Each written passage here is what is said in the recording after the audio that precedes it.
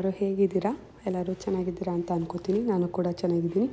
ಇವತ್ತು ಸಿಂಪಲ್ಲಾಗಿ ಒಂದು 10ರಿಂದ 15 ನಿಮಿಷದಲ್ಲಿ ಸಾಂಬಾರನ್ನ ಹೇಗೆ ಮಾಡೋದು ಏನು ಅಂತ ನೋಡೋಣ. ಇವತ್ತು ಮಾಡ್ತಾ ಇರೋ ಸಾಂಬಾರು ಬಂದು ಚಪ್ರದ ಅವರೆಕಾಯಿ ಅಥವಾ ಹಿತ್ಲ ಅವರೆಕಾಯಿ ಅಂತ ಕೂಡ ಕರೀತಾರೆ. ಈ ಸಾರು ತುಂಬ ಟೇಸ್ಟಿಯಾಗಿರುತ್ತೆ. ಇದು ಮುದ್ದೆಗಾಗಿರ್ಬೋದು, ಅನ್ನಕ್ಕಾಗಿರ್ಬೋದು ಒಳ್ಳೆ ಕಾಂಬಿನೇಷನು. ಹೇಗೆ ಮಾಡೋದು ಏನು ಅಂತ ನೋಡೋಣ ಬನ್ನಿ. Once again welcome back to my YouTube channel. ಫಸ್ಟಿಗೆ ನಾನಿಲ್ಲಿ 1 ಲೋಟದಷ್ಟು ಬೇಳೆನ ಒಂದು ವಿಷಲ್ ಕೂಗಿಸ್ಕೊಂಡಿದ್ದೀನಿ. ಮತ್ತು ಒಂದು 1/4 kg ಹಿತ್ಲ ಅವರೆಕಾಯಿ, ಒಂದು ದೊಡ್ಡ ಸೈಜ್ ಈರುಳ್ಳಿ, ಒಂದು 2 ಸೈಜ್ ಮೀಡಿಯಮ್ ಸೈಜ್ದು ಟೊಮೊಟೊ, ಇನ್ನು ಒಗ್ಗರಣೆಗೆ ಸಾಸಿವೆ, ಜೀರಿಗೆ, ಒಂದು 2 ಒಣಮೆಣ್ಸಿಕಾಯಿ, ಬೆಳ್ಳುಳ್ಳಿ, ಕರಿಬೇವು ಇಟ್ಕೊಂಡಿದ್ದೀನಿ. ಒಗ್ಗರಣೆಗೆ ಎಣ್ಣೆ, ಜೊತೆಗೆ ಒಂದು 2ರಿಂದ 3 ಸ್ಪೂನಷ್ಟು ಸಾಂಬಾರು ಪುಡಿ, ಇನ್ನು ಒಂದು ಸ್ವಲ್ಪ ಅಂದರೆ ಒಂದು ನೆಲ್ಲಿಕಾಯಿ ಗಾತ್ರದಷ್ಟು ಹುಣಸೆಹಣ್ಣ ನೆನೆ ಹಾಕಿ ಇಟ್ಕೊಂಡಿದ್ದೀನಿ. ಒಂದು ಬಾಣಲಿ ಇಟ್ಕೊಂಡು ಒಂದು 2ರಿಂದ 3 ಸ್ಪೂನ್ ಎಣ್ಣೆ ಹಾಕ್ಕೊಳ್ಳೋಣ.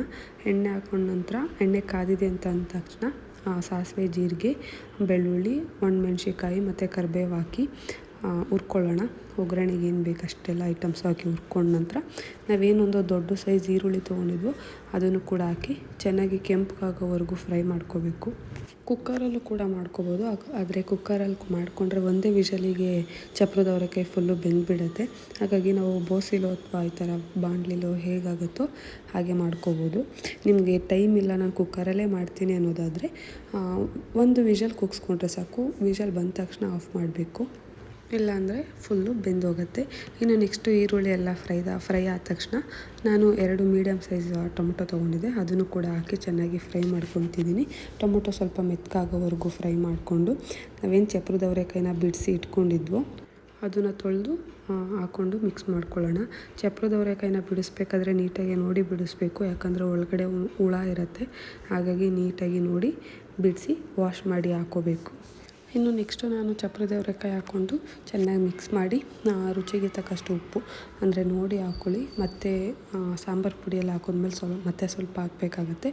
ಹಾಗಾಗಿ ಈಗ ಚಪ್ರದ ಅವರೆಕಾಯಿಗೆ ಎಷ್ಟು ಬೇಕೋ ಅಷ್ಟನ್ನು ನೋಡಿ ಹಾಕ್ಕೊಳ್ಳಿ. ಇನ್ನು ನಾನು ಚೆನ್ನಾಗಿ ಟೊಮೊಟೊ, ಚಪ್ರದ ಅವರೆಕಾಯಿ ಎಲ್ಲ ಚೆನ್ನಾಗಿ ಮಿಕ್ಸ್ ಮಾಡಿ ಒಂದು 2 ನಿಮಿಷ ಚೆನ್ನಾಗಿ ಫ್ರೈ ಆದಮೇಲೆ ಮನೇಲೆ ನಾವೇನು ಸಾಂಬಾರು ಪುಡಿ ಮಾಡ್ಕೊಂಡಿರ್ತೀವೋ ಹುಳಿ ಸಾಂಬಾರು ಪುಡಿ ಅದನ್ನು ಒಂದು 2ರಿಂದ 3 ಸ್ಪೂನ್ ಹಾಕ್ಕೊಂಡು ಚೆನ್ನಾಗಿ ಮಿಕ್ಸ್ ಮಾಡ್ಕೋಬೇಕು.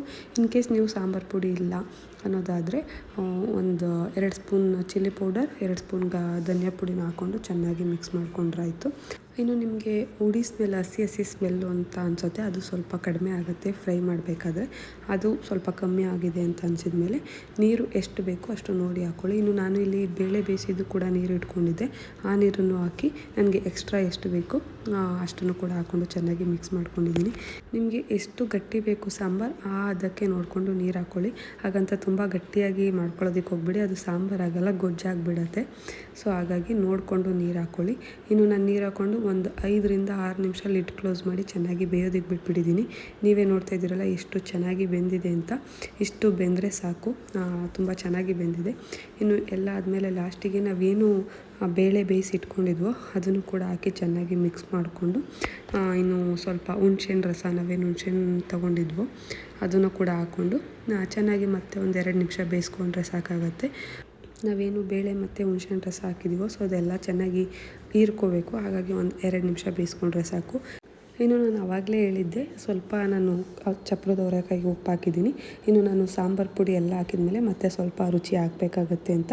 ಹಾಗಾಗಿ ನಾನು ಟೇಸ್ಟ್ ನೋಡಿ ಎಷ್ಟು ಬೇಕೋ ಅಷ್ಟನ್ನು ನಾನು ಉಪ್ಪು ಹಾಕಿದ್ದೀನಿ. ಇನ್ನು ಲಾಸ್ಟಿಗೆ ಕಾಯಿ ಕಂಪಲ್ಸರಿ ಹಾಕಲೇಬೇಕು ಅಂತ ಏನಿಲ್ಲ, ಹಾಕಿದರೆ ಸಾಂಬಾರು ಇನ್ನೂ ಸ್ವಲ್ಪ ಎಕ್ಸ್ಟ್ರಾ ಟೇಸ್ಟ್ ಕೊಡುತ್ತೆ. ಹಾಗಾಗಿ ನಾನು ಸ್ವಲ್ಪ ಕಾಯಿ ತುರಿ, ಒಂದು 2ರಿಂದ 3 ಸ್ಪೂನ್ ಕಾಯಿ ತುರಿ ಹಾಕಿ ಲಾಸ್ಟಿಗೆ ಕೊತ್ತಂಬರಿ ಸೊಪ್ಪು ಹಾಕಿ ಆಫ್ ಮಾಡ್ತಿದ್ದೀನಿ. ಸಾಂಬಾರು ಮಾತ್ರ ತುಂಬ ಟೇಸ್ಟಿಯಾಗಿರುತ್ತೆ. ನೀವು ಕೂಡ ಟ್ರೈ ಮಾಡಿ, ನಿಮಗೂ ಇಷ್ಟ ಆಗುತ್ತೆ. ಈ ಥರ ಸಿಂಪಲ್ಲಾಗಿ 10ರಿಂದ 15 ನಿಮಿಷದಲ್ಲೇ ಈ ಸಾಂಬಾರನ್ನ ಮಾಡ್ಕೊಂಡು ಬಿಡ್ಬೋದು. ನೀವು ಮನೇಲಿ ಟ್ರೈ ಮಾಡಿ ಹೇಗಿತ್ತು ಏನು ಅಂತ ಕೂಡ ನನಗೆ ಕಮೆಂಟ್ ಮಾಡಿ ತಿಳಿಸಿ. ಇನ್ನು ಯಾರೆಲ್ಲ ಫಸ್ಟ್ ಟೈಮ್ ನಾನು ಈ ವಿಡಿಯೋ ನೋಡ್ತಿದ್ದೀರಾ ಅಂದರೆ ಪ್ಲೀಸ್ ಎಲ್ಲರೂ ಸಬ್ಸ್ಕ್ರೈಬ್ ಮಾಡಿ, ಲೈಕ್ ಮಾಡಿ, ಶೇರ್ ಮಾಡಿ, ಕಮೆಂಟ್ ಮಾಡಿ. Thank you.